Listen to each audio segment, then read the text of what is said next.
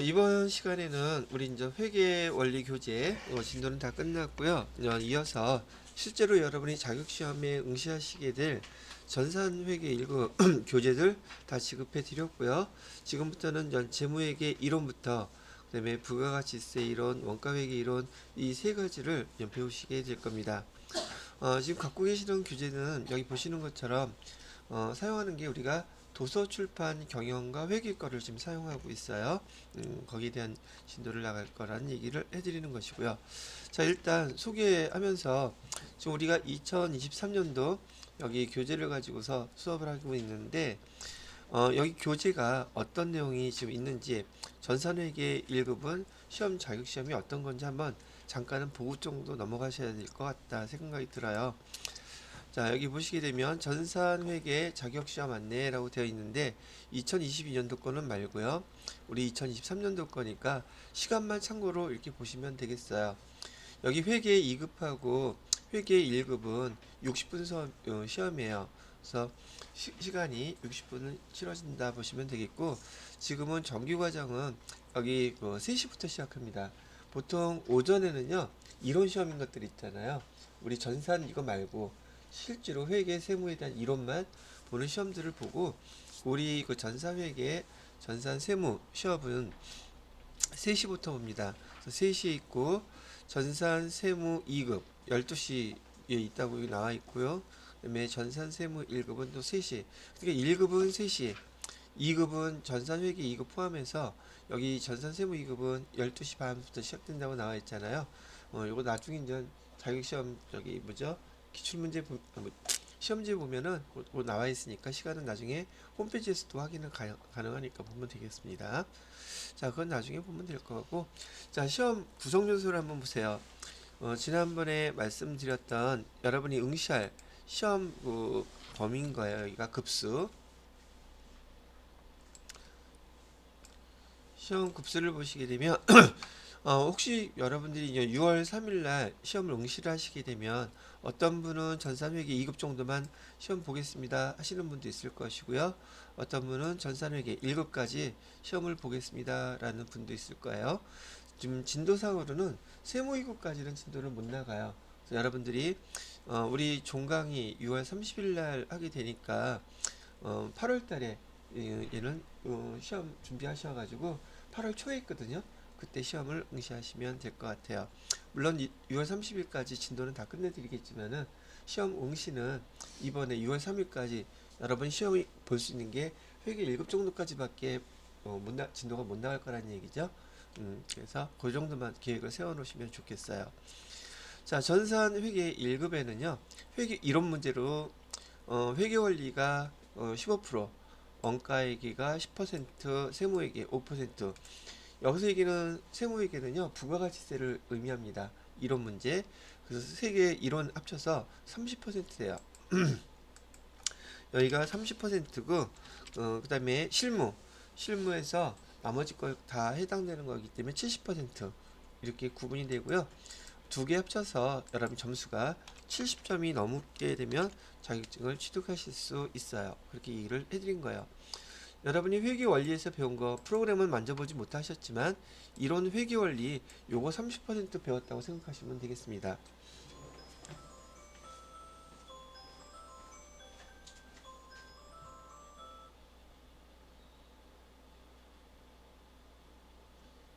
쓸 때 있는 걸까 없는 걸까? 근데 왜 이게 스팸이 똑같지? 스팸 소세지 아니에요? 아 진짜 맞잖아. 얘 스팸이라고 이렇게 온 거 메시지 뜬 거 보면 난 그거 생각나. 스팸? 왜 스팸이라 그랬을까? 궁금하긴 하네. 갑자기. 자, 그렇게 됐고요. 그래서 이제 여러분들한테는 이번 회계 1급, 전산 회계 1급을 통해서 여기 실무를 잘 익히셔야지 돼요. 우리는 이게 거의 핵심이니까요. 근데 이론을 몰라서는 안 되기 때문에. 근데 그런 차이는 있습니다. 우리 지금 이론만 배우는 것만 거의 일주일, 거의 2주일 가까이 쭉 했잖아요. 근데 나중에 회계 1급 끝나고, 이론 끝나고 실기 하시잖아요. 실기는 3일밖에 안 해요. 3일이면 다 끝나. 이론을 하는데 건 20일이 걸리고 막 2주 3주 걸리는데 실기는 3일이면 거의 다 끝나요. 왜 그러냐면 그 프로그램을 다루는데 회계 지식이 없으면 못 다뤄요. 그래서 회계 지식이 갖춰진 다음에 프로그램을 입력하게 되는데 그 프로그램 사용법을 배우는 거예요. 그러니까 사용법이야 뭐 여러분이 툭닥툭닥거리고 많이 만져보면 아는 것들이란 말이죠. 그래서 기껏해야 3, 4일이면 다 끝나기 때문에 이론 배우는 시간이 많이 걸리는 거고요. 그 다음부터는 제가 바쁜 게 아니라 여러분들이 바빠줘야 되겠죠. 여러분이 실기 연습을 많이 하고 기출문제도 풀어보고 등등 하셔야 될 테니까요. 자, 그렇게 한번 됐다는 거. 객관식은 뭐 사지선다형이라는 거 아실 거고요. 시험지를 나눠줍니다. 즉 여기 오프라인에서 시험을 보기 때문에 시험지 나누어 드리고 시험지 보고 난 다음에 가져올 수 있어요. 그래서 여기 세무사회에서 주관하는 시험은 여러분이 일반적으로 뭐 학력고사 보는 거 아니 뭐죠? 수능 보든지 다른 시험 보는 거하고 거의 비슷한데 AT 시험은 시험지가 없어요. 그냥 바로 화면에서 나오기 때문에 그래서 지금 여러분들은 두 가지를 다 연습하셔야 돼. 시험지 없이 화면에서 문제 풀고 문제 보고 저기 답 써놓고 그런 것도 배우셔야 된다는 얘기죠. 그것도 이제 때가 되면 제가 가르쳐 드리도록 하겠습니다. 자, 뭐 그렇다는 거 참고로 보시면 되겠습니다. 자, 지금부터 우리가 진도 나가야 될 것은 기본 이론 정리. 그래서 제가 말씀드렸던 재무회계와 원가회계, 그다음에 부가가치 세법 세 가지를 전산회계 1급에서 배우시게 되는 것이고요. 첫 번째 파트를 보시게 되면 재무회계 정리라고 나와 있고 회계 기초라고 되어 있네요.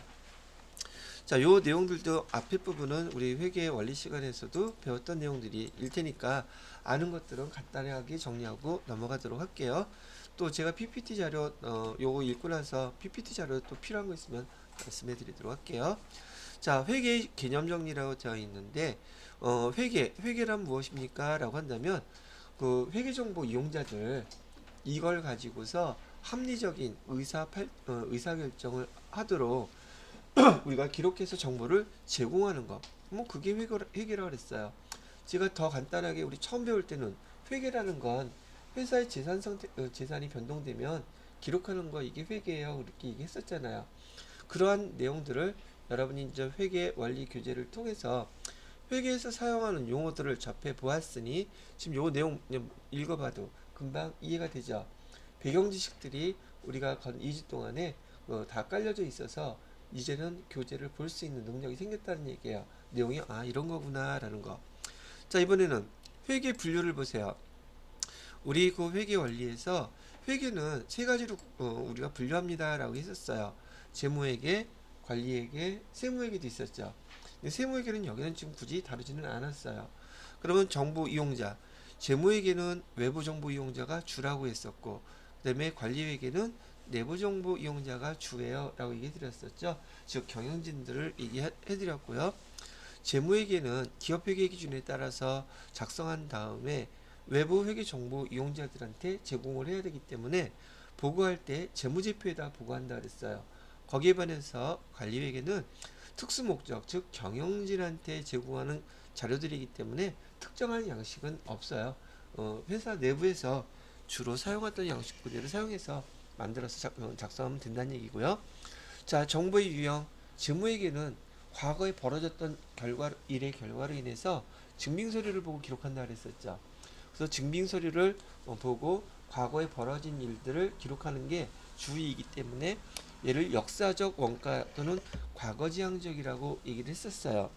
거기에 반해서 관리회계는 지금 미래 예측 정보, 미래지향적인 정보들을 담고 있단 말이죠.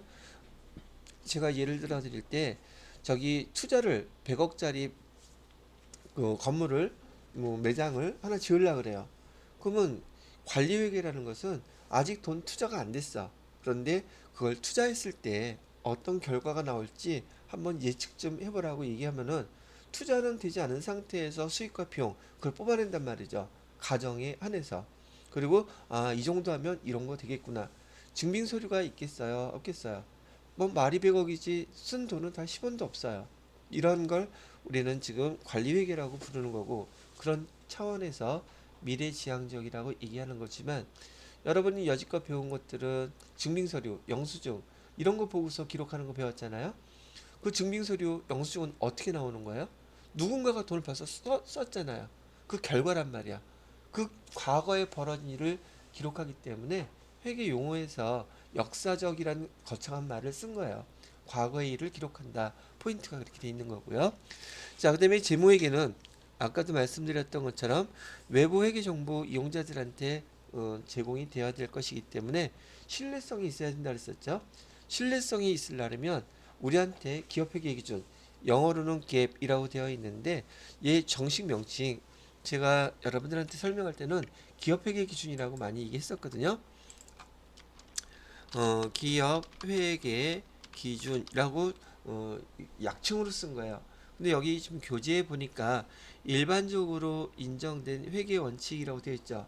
그리고 가로 해놓고 영어로 갭이라고 써 있어요. 얘는 뭐의 약자냐면 여러분한테 설명드렸던 내용하고 뭐 같은 거이긴 하지만 G는 제너럴 제너럴리라고 하는 부사 형태로서 우리가 해석을 하게 되면 일반적으로 이렇게 된 뜻이고요.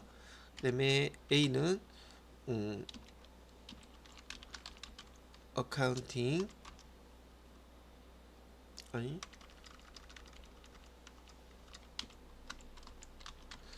accepted 이거는 우리가 받아들인 수긍하는 뭐 이런 뜻을 갖고 있는데 인정이 된 받아들여진 이런 뜻을 갖고 있어요. 그래서 accepted 그다음에 accounting 보통 우리 기업회계 재무회계라고 할 때 어카운팅이라고 하거든요. 얘를 기업회계라고 이렇게 쓰면 되겠고요. 그다음에 맨 밑에 P 그래서 여기 프린시플은 기준, 원칙이라는 뜻이잖아요. 원칙이라고도 하고요. 기준이라고도 해요. 이런 거. 그래서 여기 일반적으로 인정된 기업회계 기준, 기업회계 원칙 요거를 줄여서 앞에 갭이라고 부르게 되면 바로 얘를 의미하는 거예요. 또 이런 말은 주로 누구한테 많이 듣게 되느냐면 보통 공인회계사들이 회계검사 나오게 되면 기업회계 기준이 이렇게 기니까 말 안 하고 갭이라고만 얘기를 해요. 근데 이거 내용을 또 모르시는 분들은 의류 브랜드 갭을 생각을 하는 경우가 많죠. 왜 공인회계사들이 이 갭을 자꾸 얘기하나? 거의 의류 브랜드를 좋아하나? 그러지 말고요. 여기 앞에 있는 기업회계 기준 줄여서 우리말로 쓰는 거요. 얘를 의미한다. 지금 제가 말씀드렸던 기업회계 기준은 우리 회계 담당자들한테는 법과 같다 그랬어요. 그래서 우리가 기록할 때는 기업회계 기준 법에 따라서 기록하라고 말씀을 해드렸죠. 거기에 반해서 관리회계는 특별한 원칙이 없기 때문에 내부적으로 규정된 것들 그거에 따라서 작성하면 된다는 얘기예요. 자, 그다음에 여기서는 회계 처리 원칙의 질적 특성 이건 이따가 더 자세히 좀 배우실 거예요. 여기서 질적 특성이라는 것은 회계 정보가 어떤 게 더 유용합니까? 유용성을 의미하는 거예요. 유용성. 자, 재무회계에서는요, 신뢰성이 목적 적합성보다 더 유용합니다. 그래서 재무회계에서는 그 정보가 회계 정보가 신뢰성도 있어야 되고 목적 적합성도 있어야 되는데 그 중에서 어떤 게 더 유용하다? 신뢰성이 더 유용하다. 왜? 외부 회계 정보 이용자가 이용해야 될 것이기 때문에 신뢰 있는 정보를 제공해 줘야 된다는 얘기예요. 반면에 관리회계는 외부로 나가면 안 돼요. 이거는 관리회계에서의 이 회계정보 이용자는 경영진이고요. 경영진만 이용하는 정보이기 때문에 보편적으로 이 내용들은 회사의 극비상 비밀사항들이에요. 외부로 나가면 잘려요. 그러니까 이런 정보들은 그 경영진이 목적하는 바에 따라서 자료가 만들어져야지 뭐 기업회계 기준에 따라서 이런 게 아니란 말이죠. 자, 그래서 여기 관리회계 목적 적합성도 있어야 되고 똑같이 신뢰성 다 있어야 돼요. 그런데 어떤 게 더 유용하다는 거예요? 관리회계는 목적 적합성이 좀 더 유용하다는 뜻이고 더 우세하다는 얘기고요. 재무회계는 목적 적합성도 필요하지만 신뢰성이 더 우선해서 필요합니다. 그걸 뜻하고 있어요. 자, 재무회계 마지막 거. 재무회계는 외부 회계 정보 이용자들한테 제공하는 정보이기 때문에 보편적으로 분기, 반기, 그다음에 연차, 1년이요. 그 보고서가 다 보고돼야지 돼요. 일정한 기간마다 제출을 해줘야 된다는 뜻입니다. 거기에 반해서 관리회계는 경영진이 요구할 때, 필요할 때 그때그때 갖다 주면 됩니다. 라고 얘기를 한 거예요. 자, 이런 내용들도 회계 원리에서 처음 배울 때는 뭔 말인지 역시 회계는 어려워 그랬는데 한 번 듣고 두 번 들으니까 용어들이 지난번보다는 아마 좀 더 익숙해지셨을 것이라 생각이 들어요. 자, 그 다음에 여기 회계연도 설명했었죠. 회계연도는 1년을 초과할 수 있다 없다 없죠. 이는 간단하게 이렇게 1년을 초과할 수 없다 잘 기억해 두시기 바랍니다. 그리고 또 하나 이런 얘기 드릴게요. 회계연도도 이따가 회계 재무회계 이론에서 제가 추가로 설명해 드릴 것이긴 한데요.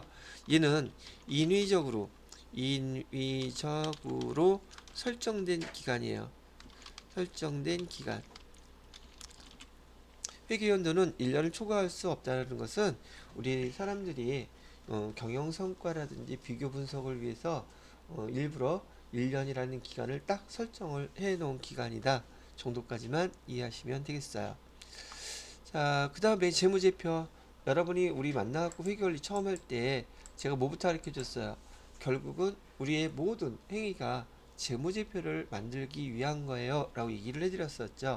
그래서 그 재무제표가 뭡니까? 라는 얘기부터 하면서 첫날부터 회계 들어가자마자 재무제표 요거 외우라 그랬었죠. 그래서 열심히 지금도 잘 기억하고 계시죠? 벌써 우리 여러분들이 지금 한 달도 아직 안 됐는데 여러분들의 그 학습하는 학습 양이라는 게 여러분들은 별거 같지 않다고 느낄지는 모르겠어요. 근데 사람의 교육의 힘이라는 게 엄청나게 대단해서 여러분이 처음 저 봤을 때와 지금 모습이 달라요. 본인들은 못 느낄지 모르겠지만 지금 제 말 좀 많이 알아듣죠. 그런데 이렇게 해서 앞으로 53일 끝날 때까지 계속 내가 연습한다면 얼마큼을 내가 발전할 수 있을까? 얼마큼이 달라질까? 그거는 여러분 자격증이 말해줄 거예요. 그래야지 남한테 뽀대나게 보여줄 수 있잖아. 그거 있으면 달라진 거 맞잖아. 그걸 꼭 말로 해야지 돼요? 말할 필요 없잖아. 물어보면 그래. 짠. 레드카드가 아니라 자격증 보여주면 되잖아요. 그래서 여러분이 지금 이렇게 하루하루 이렇게 지내시면서 저하고 복습하고 그다음에 또 문제 풀어보고 용어 익히고 그러는 게 여러분의 머리에 교육되는 그 힘이 될 거고 지식이 될 겁니다. 뭐 그게 나중에는 여러분의 힘이 될 거예요. 영어로 해야 되나? 파워가 될 거예요. 자, 재무제표 말 뜻이 뭐라 그랬죠? 재무, 재산과 관련된 일이라 그랬었죠. 제표는 여러 가지 표. 재무제표의 뜻이 뭐냐고 했더니 종류 얘기하면 안 돼요. 재무제표의 말 뜻은 회사의 재산과 관련된 여러 가지 표예요. 여기는 몇 가지가 있었어요? 5가지. 뭐뭐 있었죠? 첫 번째, 재무 상태표. 여봐요. 처음에는 모르더니 지금 술술 나오잖아. 술 마셨나? 그건 내가. 내가 어저께 마신 거고. 두 번째 거는요. 손익계산서. 세 번째 거는 현금 흐름표. 네 번째 거는 자본 변동표. 마지막 다섯 번째 주석. 이렇게 5가지가 우리가 회계 담당자들이 결산을 하면 만들어야 되는 재무제표 5가지라고 얘기는 해드렸어요. 이 중에서 실제로 우리가 만드는 거, 회계 담당자들이 만들어야 되는 건 재무상태표와 손익계산서만 만들면 된다 그랬었고, 실제로 공인회계사들이 여러분이 1년 동안 회사의 회계상의 거래들에 대해서 기업회계 기준에 따라서 잘 기록을 했는지 아닌지 감사하러 나온다 그랬었죠. 그 재무상태표와 손익계산서를 기준으로 회계감사를 진행하면서 현금 흐름표, 자본변동표, 주석 이런 것까지 다 만든 다음에 그 회사에 대한 감사보고서를 만들어서 줍니다. 그래서 나머지 현금 흐름표, 자본변동표, 주석은 주로 회계사들이 만드는 거라서 여러분이 실무부에서는 직접 만드는 것이 거의 없습니다. 그래서 시험 문제에서도 실무급에서는 잘 나오지 않는 거고요. 자, 이렇게 설명을 해드리고요. 교재 나온 거 요거 하나는 나왔기 때문에 설명해 드릴게요. 재무제표에 이익잉여금 처분계산서라는 용어가 있는데 이건 또 뭐야? 몰라도 돼요 지금은. 그냥 이익잉여금 처분계산서가 옛날에 우리 재무회계가 개정되기 전에 재무제표에 있었던 거예요. 예전에는 재무제표에 이익잉여금 처분계산서 뭔가 얘는 돈 번 거고요. 반대 만약에 우리 회사에서 돈을 까먹었어. 그럼 걔는 어디다 기록했었냐면 결손금 처리 계산서라는 데다가 기록을 했었어요. 그리고 얘가 바로 재무제표 중에 하나였었거든요. 근데 기업회계 기준이 개정되면서 요거 빠졌어요. 그리고 이 잉여금 처분 계산서라든지 여기 반대되는 결손금 처리 계산서는요. 지금 어디에 들어가 있냐면 여기에 들어가 있어요. 주석사항에. 그래서 재무제표냐? 그러면 아니에요. 이익잉여금 처분 계산서, 결손금 처리 계산서는 재무제표 현재는 재무제표에 들어가지 않아요. 여기 주석사항에 첨부사항이에요. 필요하면 넣을 수 있다라고 돼 있었지 무조건 넣어야 된다도 아니기 때문에 재무제표 아닙니다라는 거. 옛날에 배우신 분은 이거 당연히 재무제표라고 알고 계시겠죠? 지금은 아닙니다. 자, 지금 여기 재무제표에 대해서도 여러분들이 지금 저하고 회계 원리 동안에 계속 배우셨기 때문에 간단하게 아실 수 있는 걸 하고 바로 넘어가겠어요. 그리고 외워야 된다는 거 다시 한번 강조를 해드릴 테니까 첫 번째 재무상태표.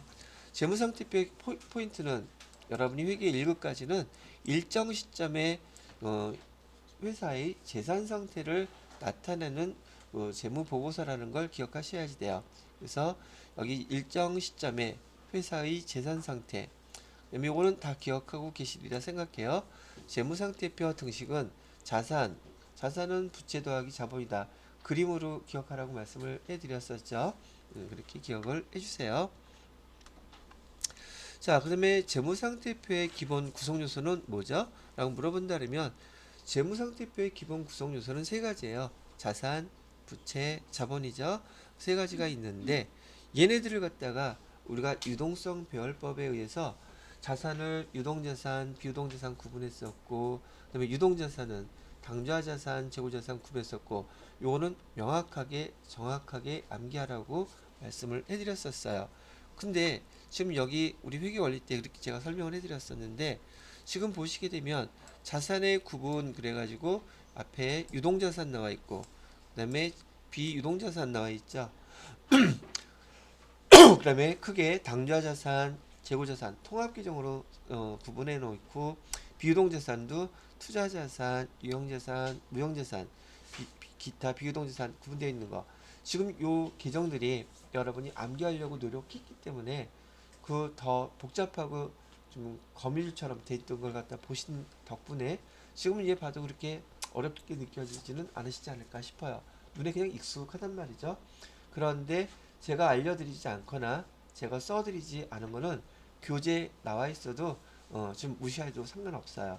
지금 당장 여기 보니까 당좌자산에 이연법인세 자산 배운 적 있어요? 없죠? 이거 지금 모르셔도 돼요.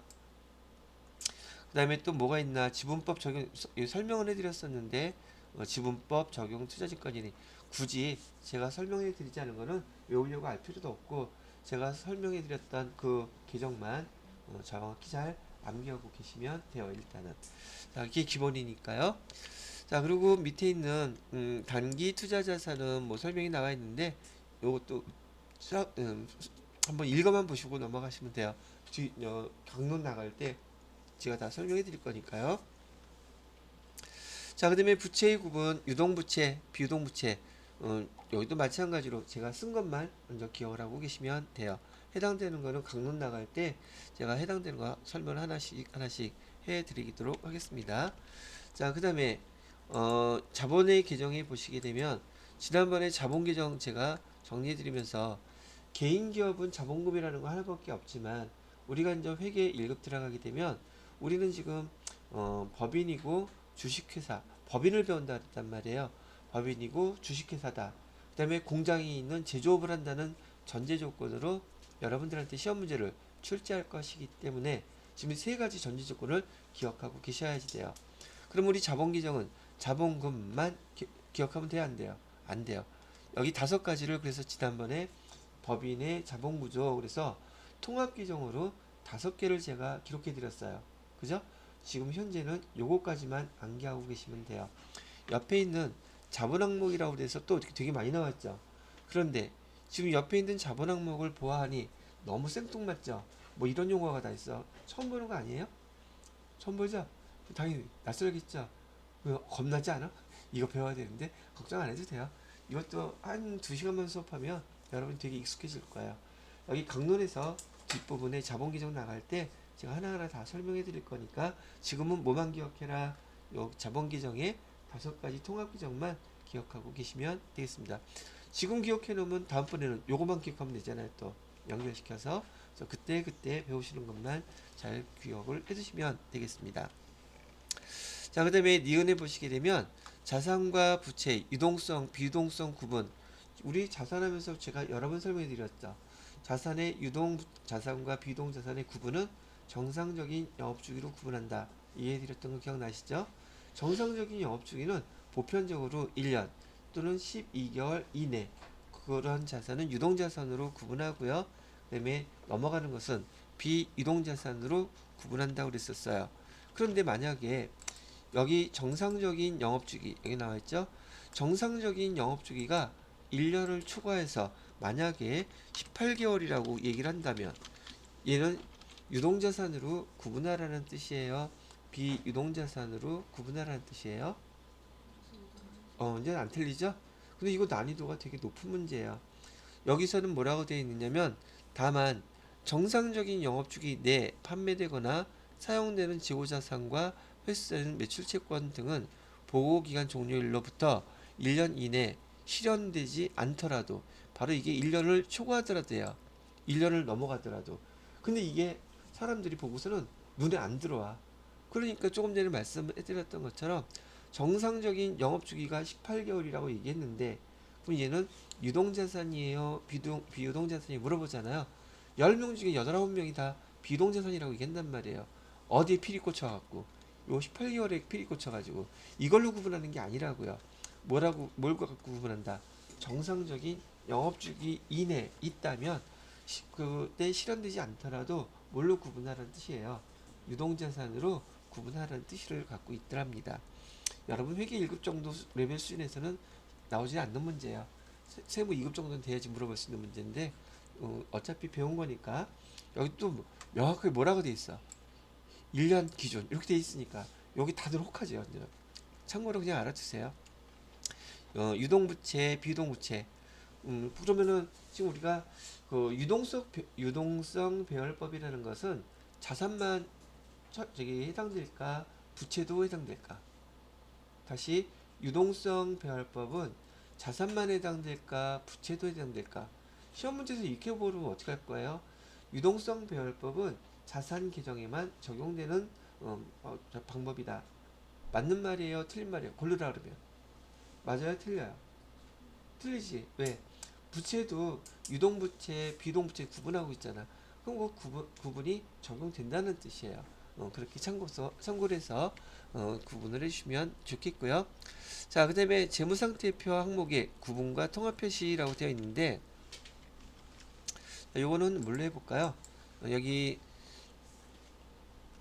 우리가 배웠던 당좌자산에서요. 당좌자산에서 두 번째 계정 뭐였었죠? 통합계정? 단기 투자자산. 이거 계정들을 암기하지 못하면 제가 이거 쓸 때마다 여러분들은 엄청 헤매요. 이게 어떤 거였었지? 그래서 제가 이 계정들 명확하게 외우라고 누누이 반복을 했는데 외웠다가도 까먹는 판인데 안 해오면 몰라요. 그건 여러분 몫이에요. 자, 단기 투자자산의 구분 계정 3개 있죠. 첫 번째 게 뭔가요? 단기 금융 상품. 두 번째 거는요. 그쵸? 단기 매매 증권. 세 번째 거는 단기 대여금. 이렇게 구분 계정이 3개 있죠. 또 이걸 보시는 분들도 궁금하실 것 같아서 용어가 배우고 나면 별거 아닌데 여기 그냥 용어가 막 나오면 무슨 말인지 못 알아들어요. 단기 투자자산은 제가 통합계정이라고 얘기해 드렸죠. 뭘 통합하고 있어요? 여기 단기 금융상품, 단기 매매증권, 단기 대여금 3가지 계정들을 통합하고 있잖아요. 그래서 단기 투자자산은 통합계정이라고 부르는 것이고요. 그 다음에 단기 금융상품, 단기 매매증권, 단기 대여금 얘네들은 뭐라고 불러요? 통합계정, 단기 투자자산을 구분했다 그래서 구분계정이라고 부릅니다. 이렇게 얘기를 해드렸었죠.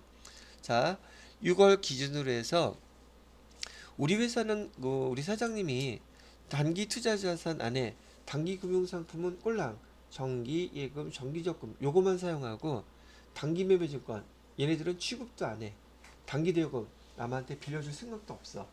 그러면 우리가 단기 투자 자산이란 통합 계정을 굳이 나누어서 단기 금융 상품, 단기 매매 증권, 단기 대여금 이렇게 복잡하게 쓸 필요가 있겠다 없겠다. 회사에서 이렇게 나누어서 계정들을 세세하게 쓸 필요가 없다고 생각한다면 그냥 단기 투자 자산 여기다 써도 된다는 얘기예요. 여기에다가 정기예금, 정기적금 구분해서 써도 된다 이런 얘기를 갖고 있고요. 또는 예를 들어서 이번에는 이걸로 얘기해 볼게요.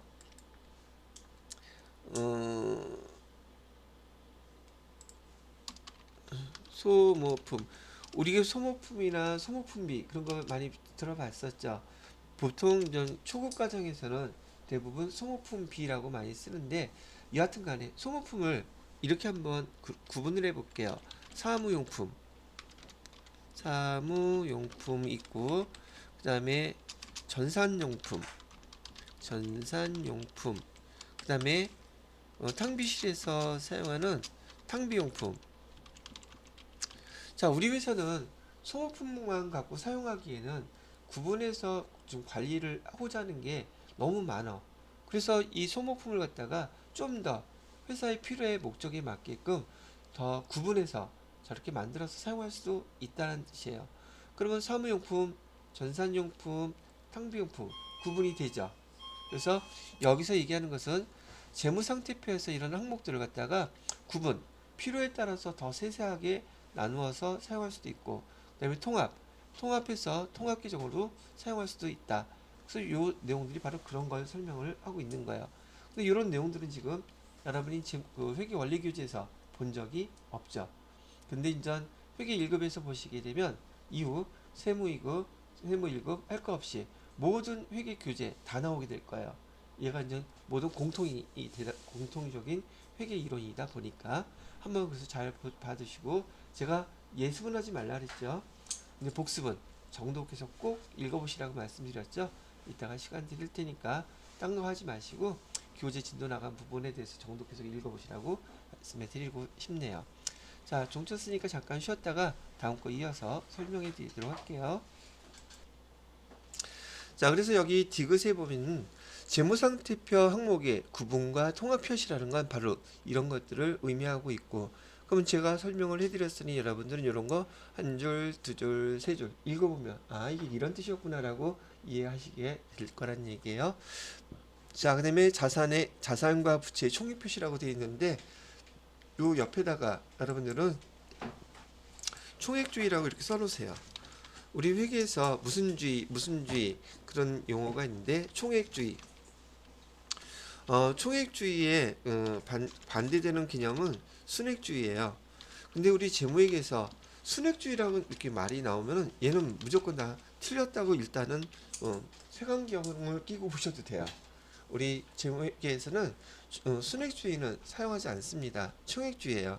근데 그 계정 중에서 첫 번째 자산과 부채의 총액 표시라고 되어 있는데 이건 이런 말이에요. 자, 우리가 A라는 회사하고 거래를 했어요. 그래서 거래를 해서 상품을 판매하고 얘를 외상 매출금 여기 10,000원 이렇게 기록을 해놨어요.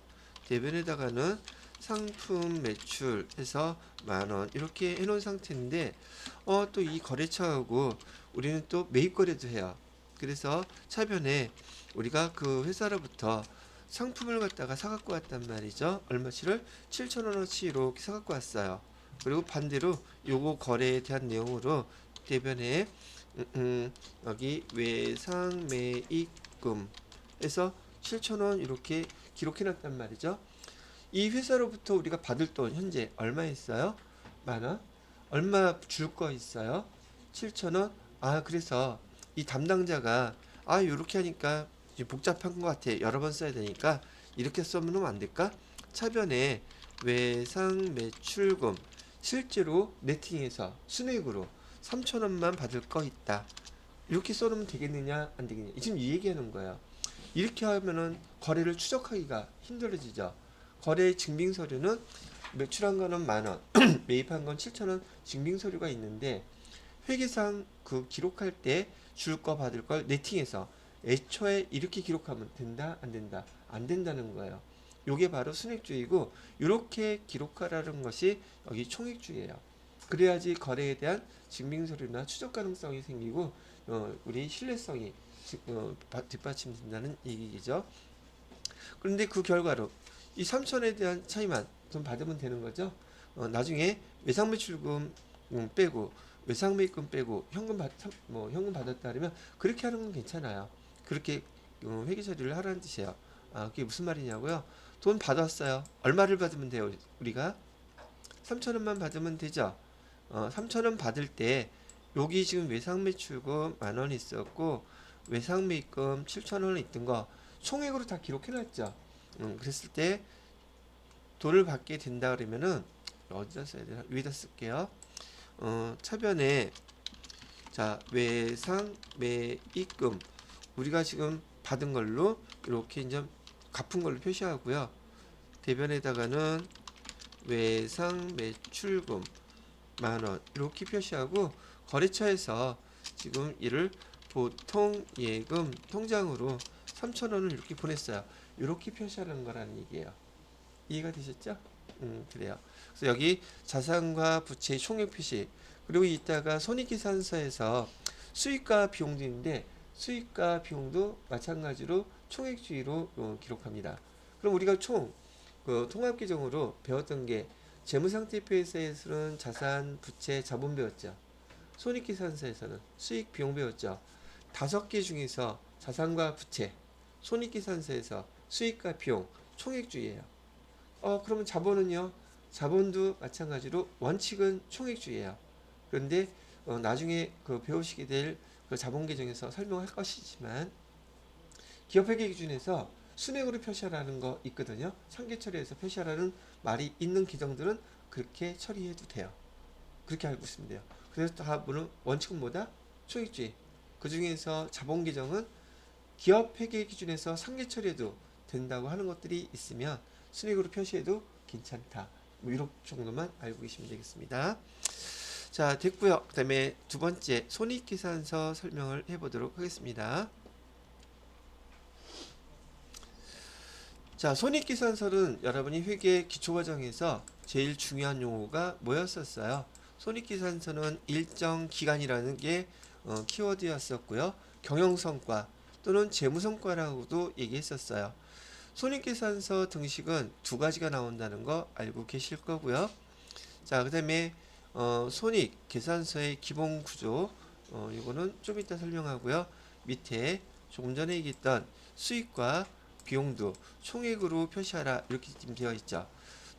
그리고 일반 기업회계 기준에서 수익과 비용을 상기하도록 요구하는 경우에는 상기해서 표시하라.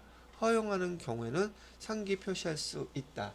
이건 만약에 시험 문제 나온다면 세무 2급이나 세무 1급에서 이런 말로 물어보는 건데 여러분들한테는 이 정도까지 얘기를 하지는 않습니다. 수익과 비용은 각각 총액으로 보고하는 것을 원칙으로 한다. 이렇게 되어 있는데 여기 이런 하나 예를 들어 볼까요? 자, 수익 갖고 한번 얘기를 해볼게요. 이게 무슨 말이냐면 보통 여러분이 그 인터넷으로 요즘은 MZ 세대들은 인터넷 구매를 많이 하죠. 게을러서 그래 그만큼. 게을러서 인터넷 구매하는 거예요. 효율적으로 인터넷 구매하는 거예요. 효율적으로. 좋아요. 그러면 민치 씨는 요 근래 인터넷으로 구매한 게 뭐 있나요? 아무거나 하나 얘기해봐. 뭐 바지.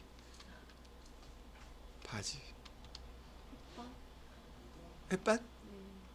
아무튼 햇반으로 합시다. 바지도 괜찮은데 뭐 햇반이라고 합시다. 지금 우리 민치 씨가 인터넷을 통해서 햇반을 갖다가 주문했대요. 근데 주문한 금액이 지금 이렇게 이거 2만 원이라고 2만 원어치를 주문했다고 가정하는 거예요. 그럼 얘 샀죠. 샀는데 이 햇반 가격을 2만 원이 주문했는데 2만 원을 다 냈느냐? 보통 여기 인터넷 주문을 많이 이용하시게 되면 못 사요. 난 머릿속에는 마일리지라는 게 생각이 나는데 뭐 주는 거 있잖아. 아, 적립금. 마, 아우, 난 영어밖에 몰라. 큰일 났어. 적립금. 근데 적립금이 이렇게 있어가지고 지금 3,000원을 갖다가 이렇게 그 적립금으로 사용할 수 있게 됐단 말이죠. 그럼 뭐 얼마를 내면 되는 거예요? 결제하는 금액은 결제하는 금액은 얼마? 17,000원만 이렇게 내면은 결제가 끝나는 거죠. 네. 자, 봐요. 수익과 비용 중에서 총액표시라는 것은 실제로 거래된 금액은 얼마예요? 2만 원이죠. 그리고 적립된 걸로 사용한 건 얼마예요? 3,000원이죠. 그리고 결제되는 금액은 얼마예요? 17,000원이죠.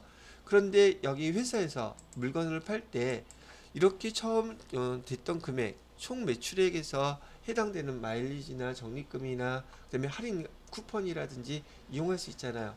그런 거 다 빼버리고 실제로 매출액 그래서 17,000원 이렇게만 쓰면 되겠느냐는 거야. 이거 안 된다고요. 처음에 발생했던 금액 있죠? 다 쓸 것. 그 다음에 할인, 애누리 뭐 등 해주는 거 그거 뺄 것. 그래서 맨 마지막에 나온 게 순 매출액. 이렇게 계산되도록 발생한 거는 발생한 대로 다 기록해 주라는 게 총액주의예요. 아시겠죠? 그거 왜 그래야 되겠어요? 추적 가능성이 없잖아. 그렇게 순액으로 써버리면 증빙 서류를 왜 이렇게 썼는지 얼마가 발생했는지 검증을 못하기 때문에 그렇게 쓰라고 얘기를 해주는 겁니다.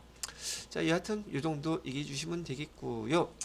자, 여기 손익계산서의 기본 구조라고 되어 있죠. 앞에서 우리가 제가 설명해 드렸을 때 재무상태표의 계정들 열심히 계정 외우라고 했던 거 기억나죠? 이 손익계산서에다가 기본 구조 별표 3개 해놓고 얘는 반드시 암기하셔야 되는 거예요.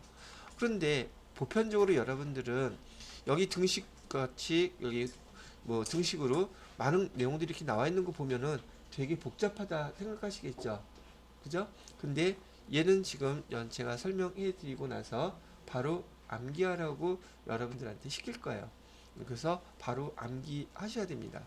자, 그럼 설명부터 해드릴게요. 여기에는 등식 관계가 이렇게 써져 있는데 여기에다가 저 밑에 옆에다가 써볼게요. 얘 명칭은 뭐냐면 손익구분이라고 불러요. 명칭을 뭐라고 부른다? 손익구분. 뭐 우리 앞에서 저기 통합계정 구분하고 통합하고 그랬던 거 했던 것처럼 얘는 손익계산서가 만들어져 있는 형태인 거예요. 손익구분은 얘가 바로 손익계산서의 모양이에요. 손익계산서.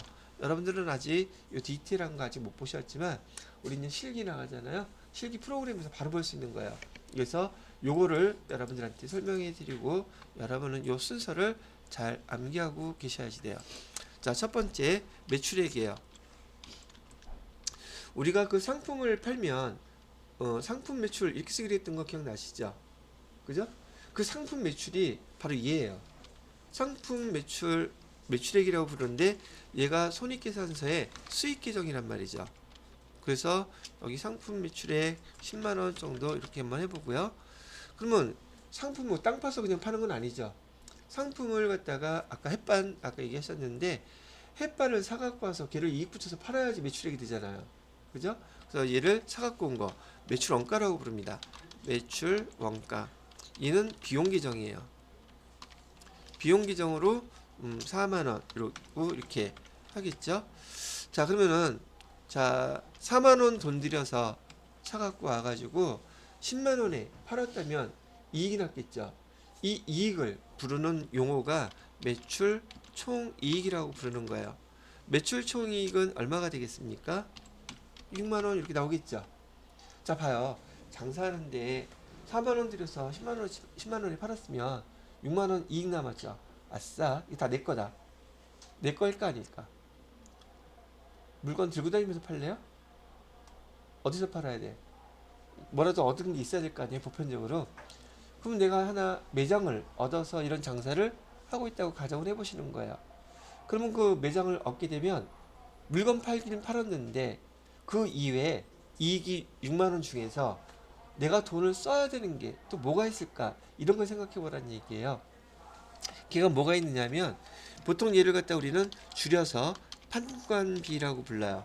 판관비는 판매비 및 일반 관리비 얘를 줄여서 판관비라고 부르는데 요거는 좀 이따 제가 다시 설명해 드리고 여기 일단 금액만 쭉 써놓을게요. 이게 필요한 거니까 판관비가 35,000원 발생했대요. 자, 그런 다음에 내가 6만 원을 벌었다고 예상한 거 금액 중에서 지금 35,000원 비용이 썼다는 뜻이거든요. 그때 계산된 용어를 뭐라고 부르냐면 영업이익이라고 불러요. 영업이익은 그럼 얼마가 될까요? 25,000원 이렇게 된다는 얘기고, 그리고 장사를 하다 보면 이 영업과 관련이 없는 수익이 생길 수도 있고요. 영업과 관련이 없는 비용이 발생할 수도 있어요. 그럼 영업과 관련이 없는 수익이라는 게 뭐예요? 은행에다 돈 넣어놓으면 이자 생기죠.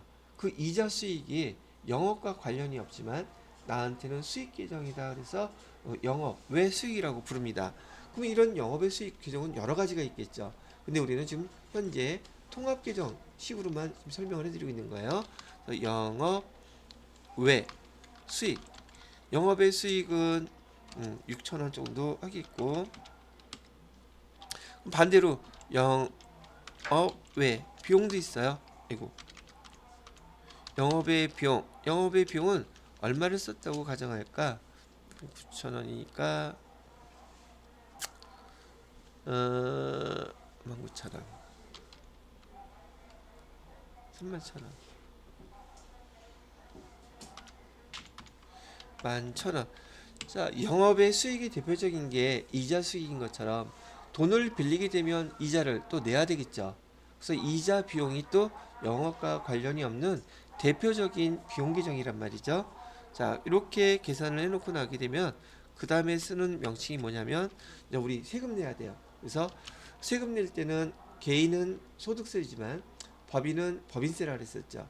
그래서 법인세 비용 차감 전에 순이익이라고 이렇게 쓰고, 여기 이익에 25,000원에다가 수익, 여기 6,000원을 더하게 되면 수익이니까 31,000원 되죠. 거기서 비용 11,000원을 빼게 되면 얼마가 나올까요? 2만원 이렇게 나오겠죠. 자, 돈을 벌었으면 법인도 세금을 내야 돼요. 걔를 앞으로 우리는 뭐라고 기록할 거냐면 법인세 비용이라고 이렇게 쓸 거예요. 또는 법인세 등이라고 쓰는 경우도 있어요. 자, 그러면 세금은 얼마를 내야 될까? 뭐 한 2,000원 냈다고 가정합시다.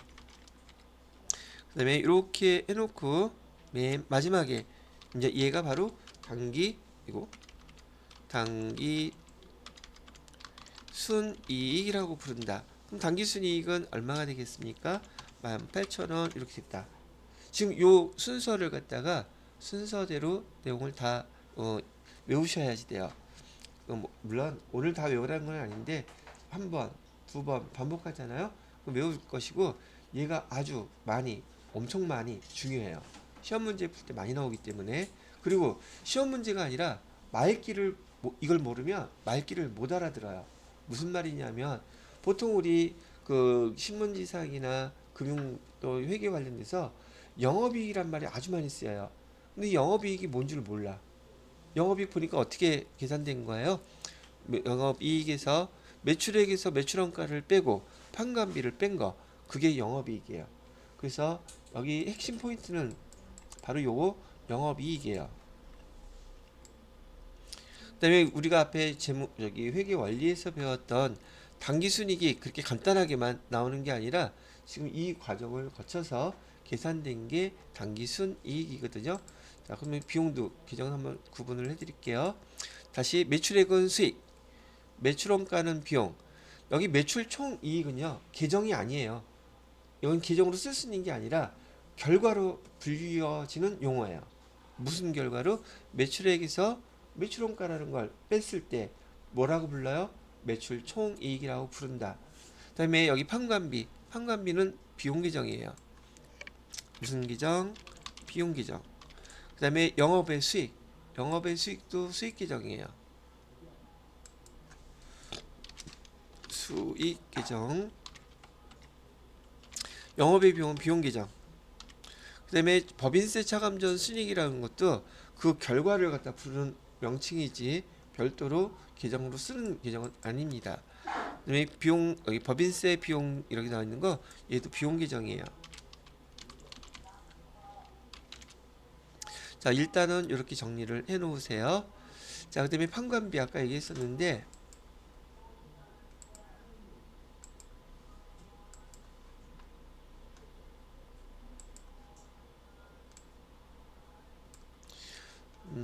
판관비를 제가 이렇게 하나 빼놓고서는 판관비에 대한 얘기를 한번 해볼게요. 판관비는 정식 명칭이 판매비 및 일반 관리비, 요거를 줄여서 쓰는 말이 판관비예요. 그러면 우리가 지금 장사를 하는 데 있어서 지금 여기서처럼 매출액에서 매출원가 빼는 건 대부분 아마 금방 이해하실 거예요. 그래서 아까 저기 이제 여러분들 중에 한 분을 갖다가 사장님으로 만들어 놓고 사업을 한다고 가정을 해서 여기 손익구분 계정들을 이해를 하면 더 빨리 사업을 할 수 있지 않을까 한번 비교를 해보드리려고 해요. 자, 보통 여러분들한테 여성분 특히 돈이 넉넉히 있다고 가정을 하고 자, 사업을 하나 해보세요. 매장 하나 내보세요. 어떤 매장 내보고 싶을까요? 이렇게 물어보면은 둘 중에 하나야. 응, 카페 1번이야. 두 번이 의류예요. 근데 우리 그냥 주변에 흔히 볼 수 있는 수법 갖고 한번 얘기를 해볼게요. 카페들 좋아하시니까.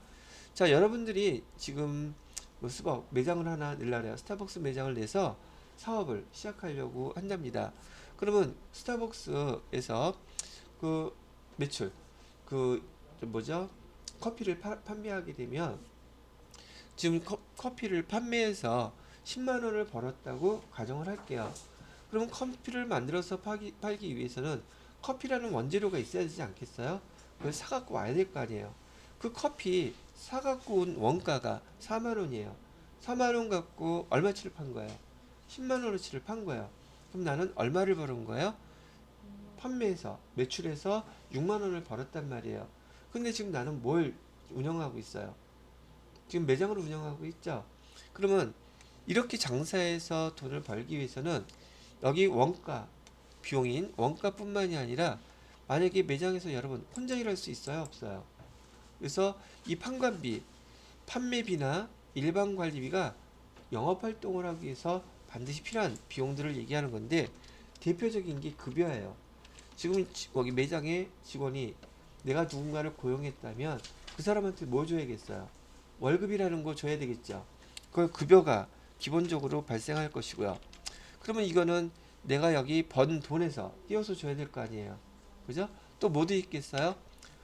직원들한테 또 식사도 먹여줘야 될 것이고, 그다음에 제복 그런 것도 맞춰서 줘야 될 것이고, 즉 복리후생비가 발생해요. 복리후생비도 필요하더라. 그다음에 또 뭐도 있을까? 아니, 너무 좁게 쓰면 안 보이나?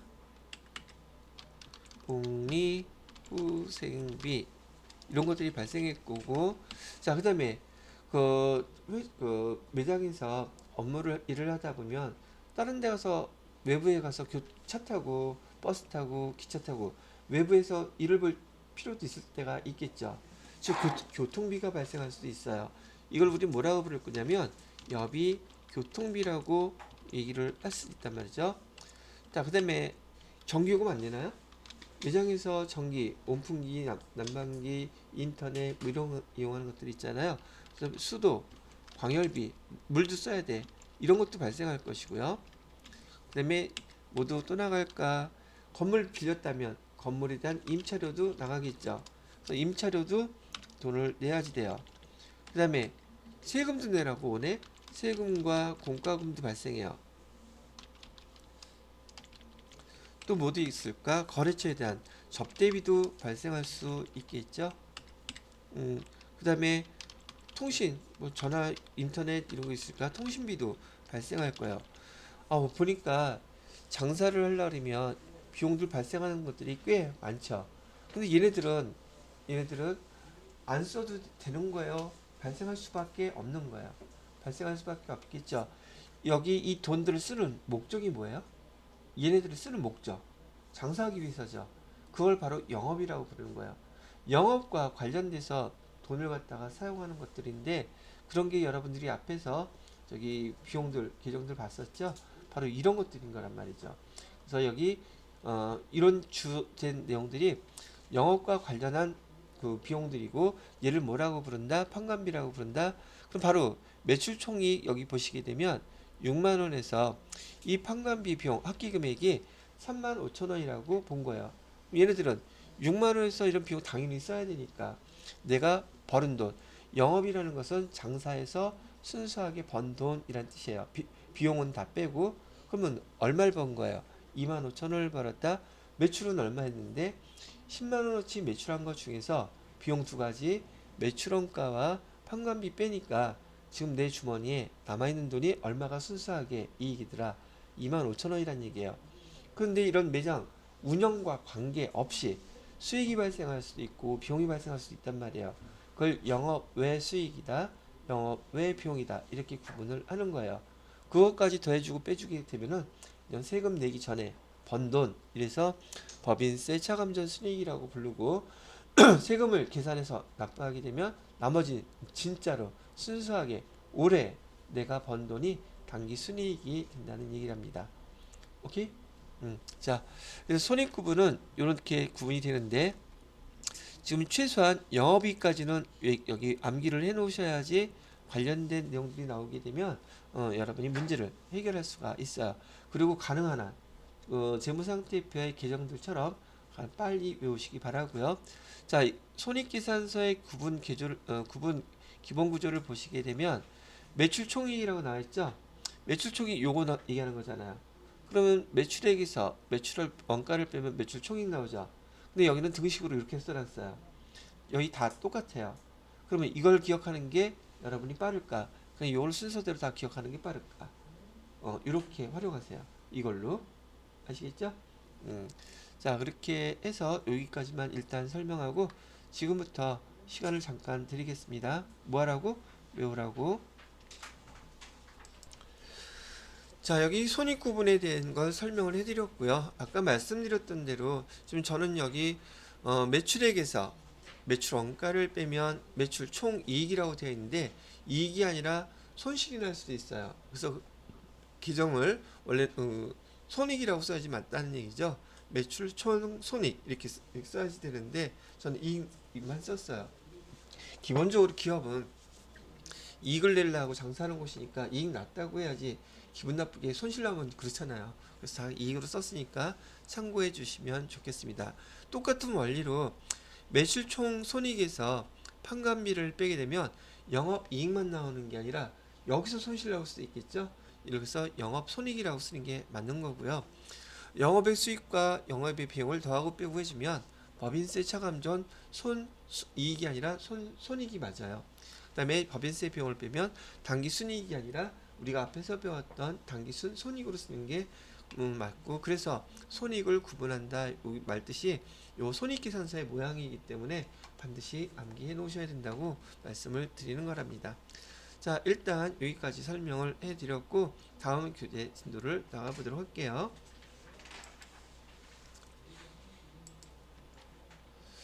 자, 추석 재무제표의 마지막 거였었죠. 자, 이 파트 4번 얘도 별표 3개 해놓으시고요. 기본적으로 그 재무제표 우리가 작성하는 회계 이론에서 재무제표에 대해서 일반적으로 이런 것들을 지켜주세요, 이렇게 작성을 해주세요라고 원칙이라고 얘기해놨죠. 그 원칙들은 대부분 우리한테는 되게 중요한 구분 기준이 된단 말이죠. 어떤 말이 있는지 한번 보도록 하겠습니다. 여기 배운 내용도 있고 아직 안 배운 내용도 있기 때문에 그냥 그러려니 하고 설명만 잘 들어보세요. 자, 계속기업이라는 말은 무슨 말이냐면은 지금 법인이 한번 설립돼서 영업을 시작하잖아요. 그러면 그 회사를 갖다가 경영진이 내년에는 사업을 중단할 거예요, 내년에는 사업을 청산할 거예요, 이런 게 없다면 영원히 지속한다는 전제 조건인 거예요.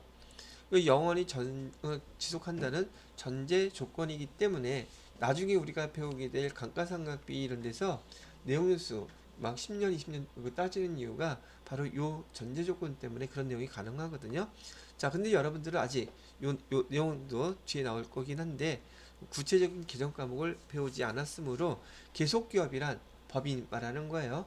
법인은 한번 태어나면 그 경영진이 그 경영활동을 중단 또는 그 사업을 청산할 게 없다고 한다면 영원히 계속 존재한다. 그런 가정이다라고 기억을 하시라고 얘기를 해드리는 거예요. 자, 기업이 영원히 계속 존재될 거니까 그런 바탕 위에서 재무제표를 작성하라는 뜻이라는 얘기죠. 자, 됐고요. 두 번째, 재무제표를 작성하는 책임과 공정한 표시 및 주석이라고 되어 있는데, 자, 재무제표에 대한 책임은 누가 져야 될까요? 재무제표는 그 법인을 위해서 작성한 거죠. 그러면 그 재무제표를 작성한 그 부서장이 책임을 져야 될까? 잘못됐다면, 아니면 그 작성을 잘못한 직원이 책임을 져야 될까?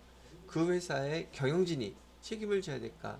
회계감사를 한 회계사가 책임을 져야 될까? 이런 문제가 나오잖아요. 보통 여러분들이 그 뉴스나 이런 데서 많이 보게 되면 어느 매장이나 저희 갔을 때 직원이 뭐 잘못하면 직원한테 막 뭐라고 하면서 누구 나오라 그러죠? 사장이 뭔 죄야? 지금 뭐 하고 있었는데 왜 사장을 불러? 아, 왜 그러냐고. 잘못을 만약에 그 사람이 했으면 그 사람한테 그럴 것이지. 자, 뭐 공무원 뭐죠? 구청이나 시청 같은 데서 여러분이 뭐 하는데 불편한 거 있어. 그럼 누구 나오라 그래요?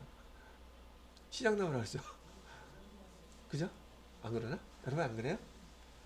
국가가 뭐 잘못했어 공무원이. 그럼 왜 시장 나오라 그래? 거시기 나오라 그러지. 대통령이 나오라 그러지. 근데 요즘 또 그런 추세가 나죠.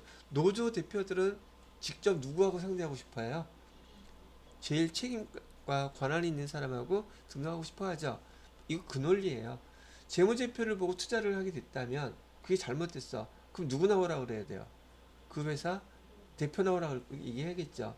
작성은 누가 했는데, 작성은 누가 했든 간에 최종적으로 얘는 외부 회계 정보 이용자한테 제공될 재무제표이기 때문에 최종 사인은 승인은 누가 하겠어요? 결국 그 경영진의 대표가 하겠죠. 그래서 여기 재무제표 작성할 때 책임은 누가 져야 된다? 경영진한테 있다. 뭐 재무회계 책임자 아니에요. 회계사 아니에요. 누구라고요? 대표예요. 경영진 책임자. 자, 그렇게 기억을 하고 계시면 되겠고요. 그 다음에 요 밑에 보시면 공정한 표시라고 되어 있죠. 공정한 표시라는 말이 우리가 배웠던 기업회계 기준이라는 용어 있죠. 기업회계 기준에 나와 있는 걸로 기록하라는 뜻이에요. 그래서 여러분들한테 열심히 정확하게 하게끔 하기 위해서 재무제표에 계정 외우라고 증하고 손익계산서에 구분 외우라고 그러고 그랬잖아요. 그게 기업회계 기준에서 그렇게 표시하라고 알려줬기 때문에 여러분들도 그걸 지금 암기하고 외우고 사용하세요라고 제가 설명을 해드리고 가르쳐드리고 있는 거랍니다. 그래서 공정한 표시 그럼 뭐가 떠올라야 돼요? 기업 회계 기준에 따라서 표시하는 거. 그래서 여기 공정한 표시라 그러면은 기업 회계 기준이 떠올라야 돼요. 자, 그다음에 주석. 그런 내용들을 갖다가 등등 하게 설명이 되고 있는 거고요.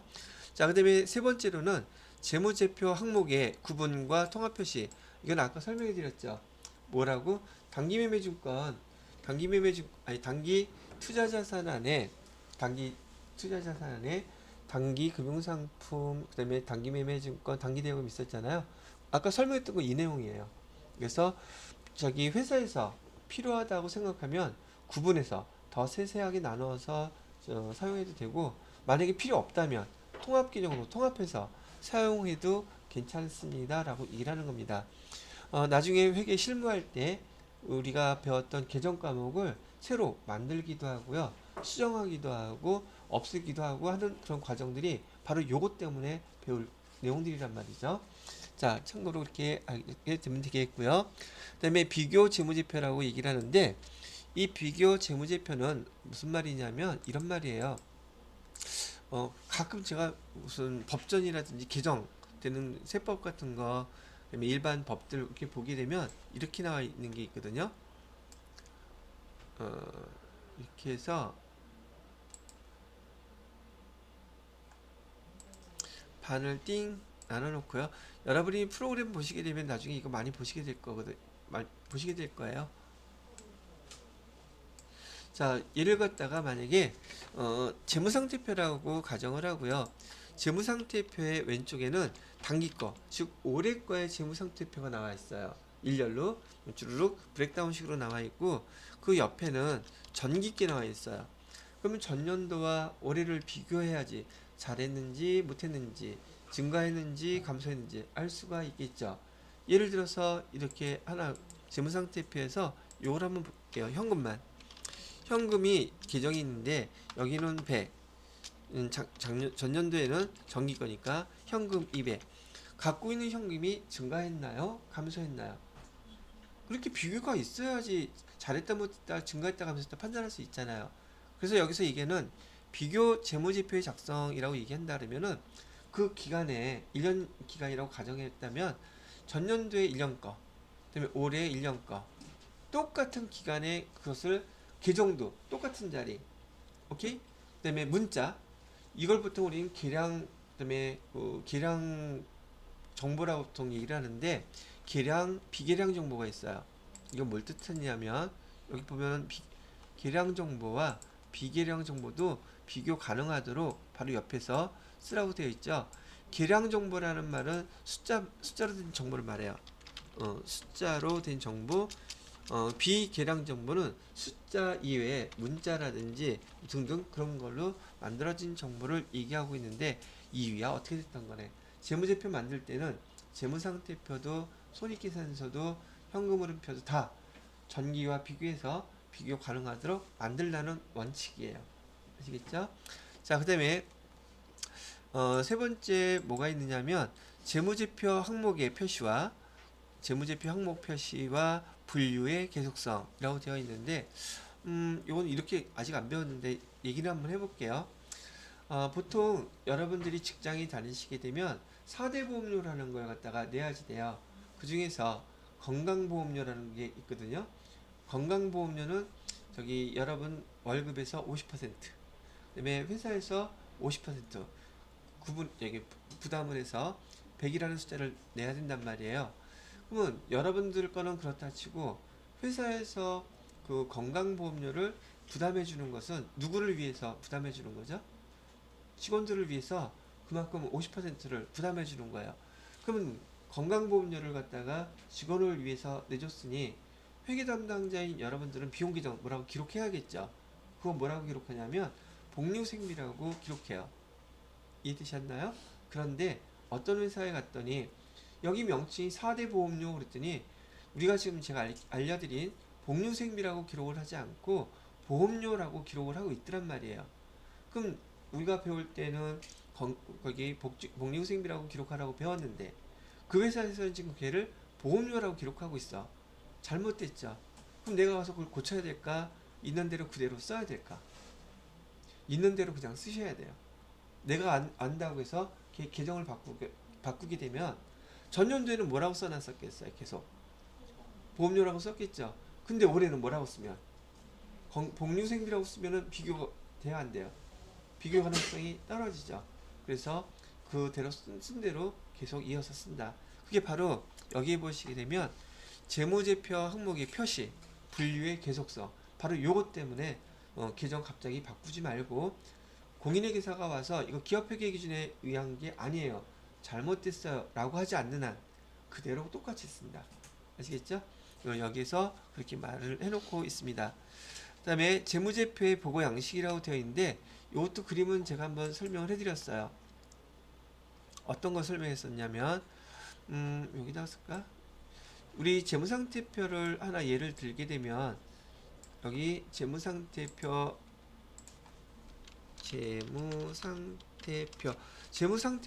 일정 시점의 재산 상태라 그랬죠. 밑에다가 제가 뭘 썼었어요? 일정 시점 2022년 12월 31일 왼쪽에는 못 썼었죠? 여기 왼쪽에는 회사명 썼었어요. 땡땡 회사. 맨 끝에 오른쪽에 못 썼었어요. 화폐 단위를 썼죠. 그다음에 보고 통화 썼어요. 저기 기록 통화 썼어요. 보고 통화. 이렇게 표시하라고 거기 기억, 니은, 디귿 요거 나와 있죠. 바로 요걸 얘기하는 거예요. 그래서 재무제표에는 반드시 이런 정보를 꼭 이렇게 써주셔야 됩니다라고 여기서 얘기를 해주고 있는 겁니다. 오케이? 됐습니다. 자, 이 설명을 다 해드렸고, 우리 지금 전산 회계뿐만이 아니라 이 4번의 항목의 재무제표 작성과 표시의 일반 원칙은 모든 회계 교재에 다 나와 있어요. 공통이에요. 그래서 회계 이론이기 때문에 지금 혹시 잘 배워두시면 차후에 우리 전산회계 세무 이것뿐만이 아니라 일반적인 그 회계 배우실 때도 똑같이 사용하실 수 있습니다. 자, 재무제표 인정 작성 표시 원칙까지 보았으니 재무제표의 기본 요소 한번 정리하고 넘어가 보자고요. 이건 여러분 벌써 다 알고 계시는 거예요. 재무제표에는 5가지 있다 그랬는데 재무상태표의 구성 요소는 뭐뭐가 있습니까? 자산, 부채, 자본이 있어요. 꼭 모르는 거 아니죠? 내용들 정의라고 되어 있는 거 읽어보시면 좋을 것 같고요. 손익계산서의 구성 요소는 뭐뭐가 있나요? 수익, 비용 이렇게 있죠. 근데 밑에 포괄손익이라는 게 나와 있어요. 그냥 그렇게거니 하고 이건 저한테 설명 안 들었던 거죠. 넘어가도 돼요. 자, 그 다음에 현금흐름표, 자본변동표, 주석은 빠져 있죠? 그런가 보다 하고 넘어가세요. 자, 그 다음에 재무제표의 인식과 측정이라는 말이 나와 있는데 여기 재무제표의 인식이라 재무제표 요소의 인식이라는 말이 있죠. 재무제표의 요소의 인식이란 말은 기록하세요라는 뜻이에요. 여기 재무제표에 대해서 우리가 회계상의 거래를 하려면은 기록을 하라는 뜻인데 어디다 기록하는 걸까? 장부나 또는 재무제표에다가 기록하는 것을 우린 회계에서 간단한 말로 인식이라는 말로 써요. 따르게 말해서 재무제표 요소를 인식하라는 말은 이런 조건을 갖고 있다면 재무제표에 장부에 기록될 수 있습니다라는 뜻이에요.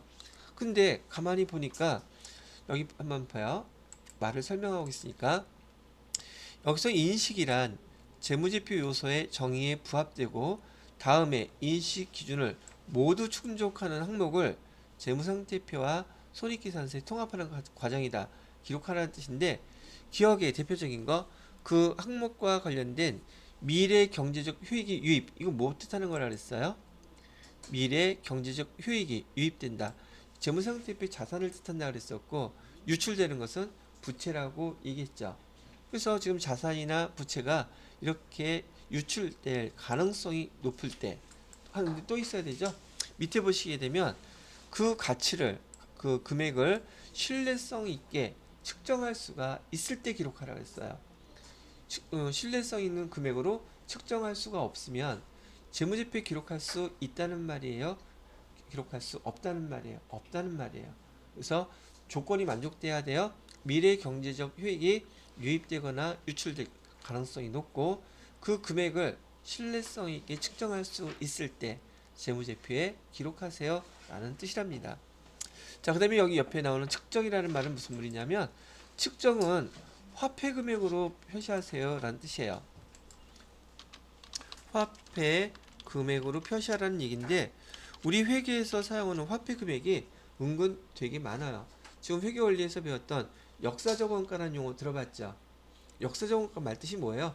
과거에 벌어진 결과, 영수증에 반영되어 있는 금액, 그것을 하는 얘기. 그걸 뭐라고 불러? 우리 회계에서는 거창하게 역사적 원가라는 말을 사용합니다. 자, 그 다음에 단기매매주권 같은 경우 이것도 강론으로 아직은 안 배우셨는데 지금 공정가치라는 말을 쓰거든요. 공정가치, 시가라는 말인데 공정가치라는 말도 앞으로 사용할 거예요. 시가를 갖다가 의미하는 것이고요. 그 다음에 순실현가치 교재 이거 다 있는 말이 밑에 자 이런 그 금액으로 화폐 금액으로 기록하라고 되어 있더란 말이죠. 근데 이런 얘기들은 강론에서 제가 개정 하나씩 설명드릴 때 얘가 바로 역사적 원가예요. 얘가 바로 공정가치예요.